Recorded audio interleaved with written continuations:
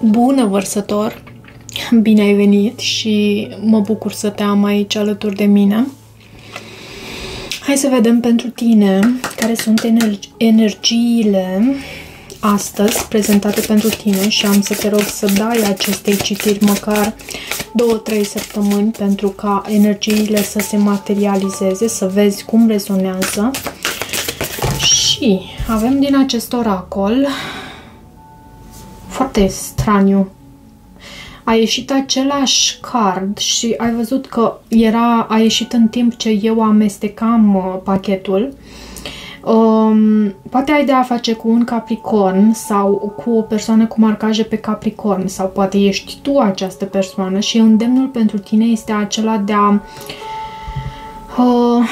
elibera cel mai blând sine al tău, de a da dovadă de cât mai multă blândețe posibil. Și văd și cartea Săgetătorului, practică recunoștința, ultimul pătrar de lună în zodia Săgetător. Ok, hai să vedem acum crucea celtică ce are să transmită pentru vărsător, ce are să îți transmită ție, dragă vărsător. Sper că nu am pus Săgetător dintr-un... Cred că am văzut aici. Da, hai să vedem.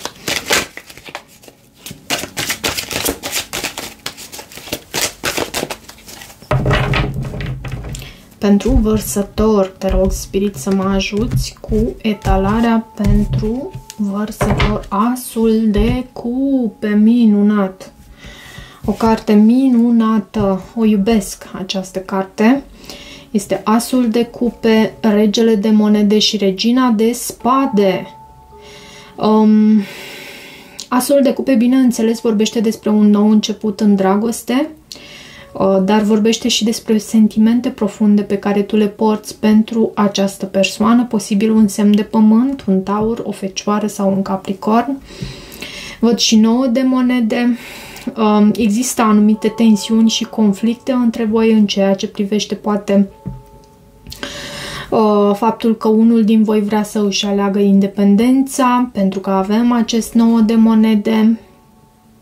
Da, cineva comunică ceva anume, ceva ce aduce tensiuni, conflict, competiție între voi, o situație din aceasta tensionată. 4 de monede. Cineva nu este deschis, iarăși. Hai să vedem acum în situația de față. 6 de spade, 8 de monede, soarele, asul de bâte, temperanța, 9 de bâte, 4 de spade, pajul de cupe, 8 de cupe și steaua, cartea ta, în rezultatul posibil obținut. Vărsătorul se pregătește să plece. Unde? Unde vrei să pleci tu, dragă vărsător? Văd și 8 de cupe și 6 de spade în citirea ta. Provocarea o reprezintă munca. Probabil ai foarte mult de muncă, ești mult preocupată de munca ta sau ai încă lucruri de terminat înainte de a pleca în această călătorie, eu văd aici. De ce 6 de spade în situația de față? De ce acest 6 de spade? Împăratul. 6 de spade este și o... Da, este și o carte a călătoriilor, dar este și o carte care poate să vorbească despre distanțe sau despre a lăsa ceea ce înseamnă ape tulburi în urmă și văd că la tine, vărsător, preiei controlul asupra vieții tale. Cu acest împărat aici preiei controlul și știi că volanul este în mâinile tale, doar tu ești cel care poate să redirecționeze cumva ceea ce înseamnă viața ta. Totul ține de tine, de alegerile pe care tu le faci și tu ești conștient de acest lucru, ești conștientă. 8 de monede este în provocarea din această situație și avem 8 de monede, 7 de monede. 7 de monede mai poate vorbi și despre o așteptare, bineînțeles este și cartea investițiilor, poate ai investit ceva anume în trecutul tău, în locul în care ești actualmente și asta cumva îți amână din plecarea ta. Și avem soarele în subconștientul tău. Soarele reprezintă cartea leului. Poate ai de a face cu un leu. Soarele mai reprezintă și faptul că este claritatea acolo la tine în suflet. Este lumină. Soarele este și cartea succesului. De ce soarele? 9 de bâte. Și 6 de cupe la baza pachetului.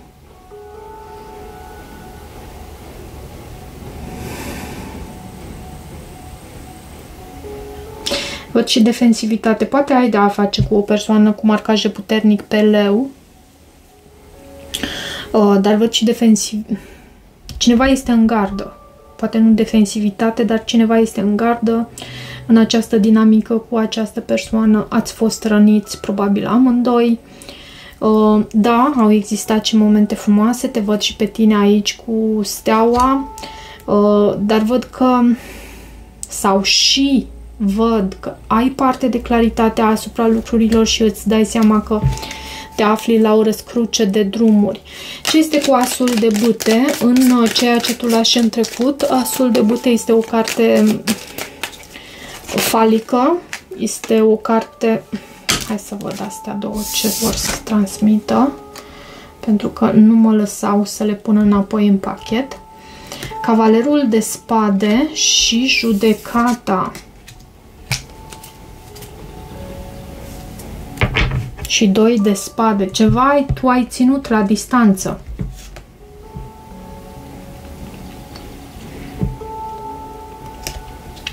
Blocaj.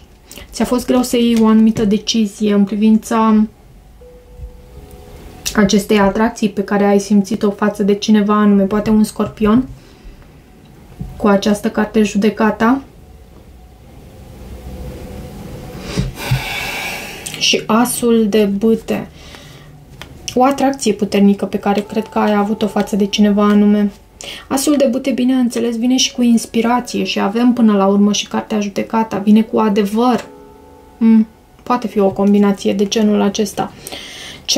Ceva te-a... Știi cum se spune? Ceva te-a trăsnit. Nu știu dacă ai auzit expresia, o auzi acum, dacă nu. Ceva un fulger, ți-a fulgerat așa și te-a străfulgerat prin minte. De ce temperanța? Ce este cu acest card temperanța? În gândurile tale. 7 de spade. Poate este vorba despre un săgetător în gândurile tale, ceva. Și văd și 6 de bâte.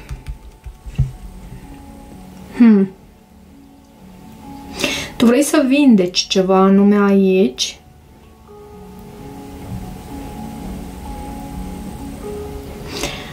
Dar e și acest 7 de spade. Dorința asta de a câștiga cu orice preț, aș putea să spun. Văd că ai sentimente pentru cineva anume. Este cineva care te împlinește din punct de vedere emoțional. Poate ai fecioară pe harta natală sau ai de a face cu o fecioară. De ce 9 de bâte? De ce acest 9 de bâte? Ok. În viitorul apropiat 3 de cupe. Și 5 de spade.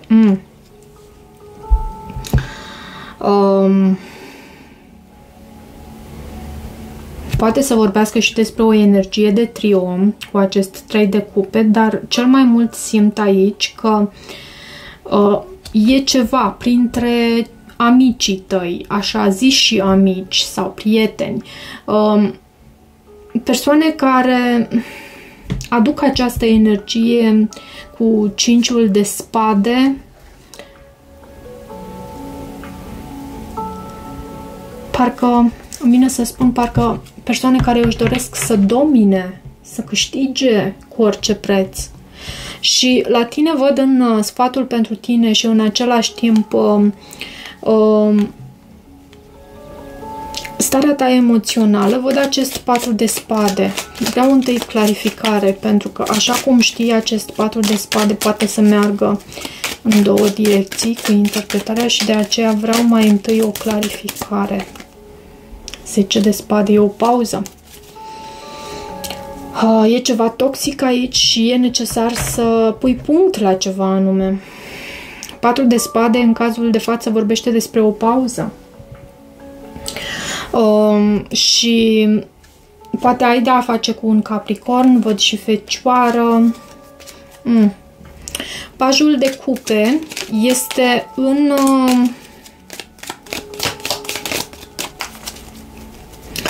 energia care vine din exterior. Pajul de cupe, bineînțeles, vine cu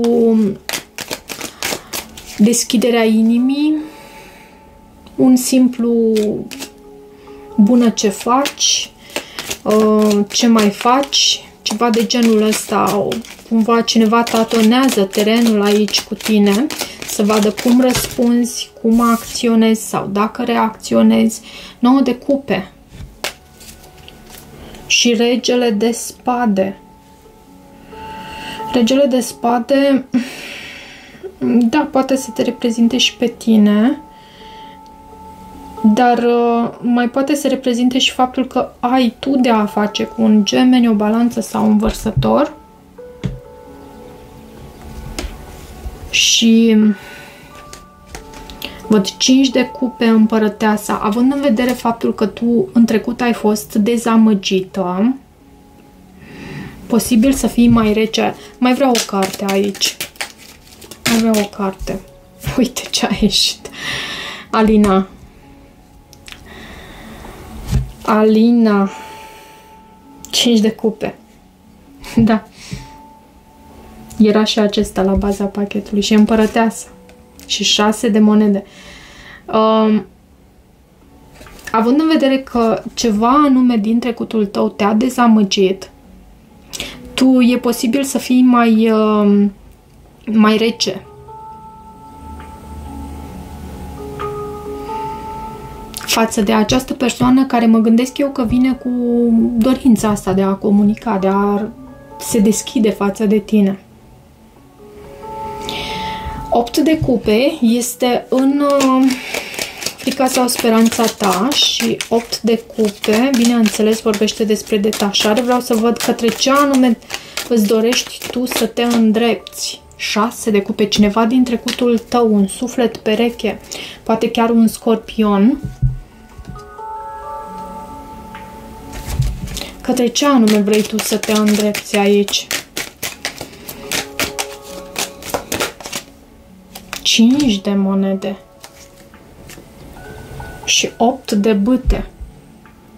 Nu, îți dorești să lași trecutul în urmă, îți dorești să lași trecutul în urmă și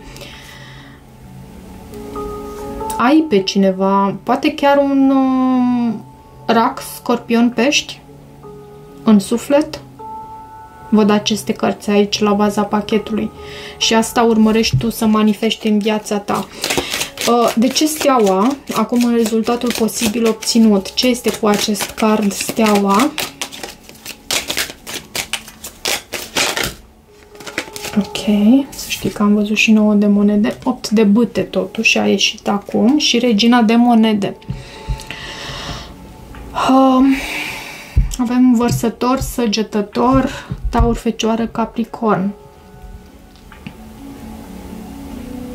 Comunicare. Steaua, bineînțeles, este o carte a vindecării, este o carte care te pune în prim plan, este o carte care arată faptul că ești o persoană extrem de populară spre sfârșit de perioadă. Având cele două împreună, sunt și cărți ale manifestării, cele două energii, mai ales acest 8 de bâte. Vorbește despre faptul că e posibil să fie o dorință împlinită, să aibă loc o dorință împlinită, să se împlinească, să ți se împlinească o anumită dorință. Ok, energii bune pentru tine, dragă vărsător. Vreau acum să te rog să îți formulezi, poți să pui și videoclipul pe pauză, să îți formulezi o întrebare în legătură cu această situație, cu această etalare și să vedem ce răspuns vei primi tu din acest oracol. Hai să vedem ce răspuns vei primi tu.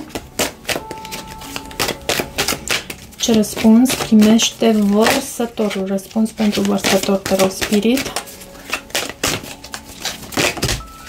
Nu știu dacă ați observat, dar de fiecare dată când spun te rog, spirit, cărțile apar. Let go. Renunță la ceva anume. Da, ești pregătită pentru ce anume. Nu te opri. Mesajul cărților este cere un semn și reconsideră ce anume aici. E ceva legat de succes. Hai să vedem ce mai obținem. De ce să renunți? La ce anume să renunți tu aici? La ce anume să renunți aici? Să fii asertiv. Acționează. Și cum ar trebui să procedezi? Cum ar trebui să procedezi? Hai să vedem dacă obținem ceva. Cum ar trebui să procedezi? Abundență și să lucrezi la sănătatea ta, la a-ți îmbunătăți sănătatea ta și abundența ta, pentru că energia este în abundență pentru tine în acest sens. Hai să vedem un sfat, să descoperim un sfat aici pentru tine în această etalare. Încredere. Cere iertare și cere ajutorul Arhanghelului Mihail. Îl văd și aici la baza pachetului, poate te-ar putea ajuta. Eu am reînceput în această perioadă să mă rog Arhanghelului Mihail și pot să spun că îmi dă un sentiment așa de siguranță, mă simt în siguranță atunci când îi cer ajutorul și când îl invoc, mă rog în fiecare dimineață și ajută. Nu-ți pierde încrederea, iarăși aș putea să spun aici. Poate e necesar să îți ceri iertare pentru ceva anume, dar nu neapărat unei alte persoane, pentru că nu simt această energie aici. Simt mai mult iertare, să te ierți pe tine pentru acțiunile pe care tu le consideri greșite din trecutul tău și să rogi divinitatea să ajute să ierți pe cei din jur și iarăși mă întorc la a te ierta pe tine. Ce avem aici? Tristețea în ceea ce privește o pierdere a ta. Avem această coroniță. Mai vreau câteva mesaje.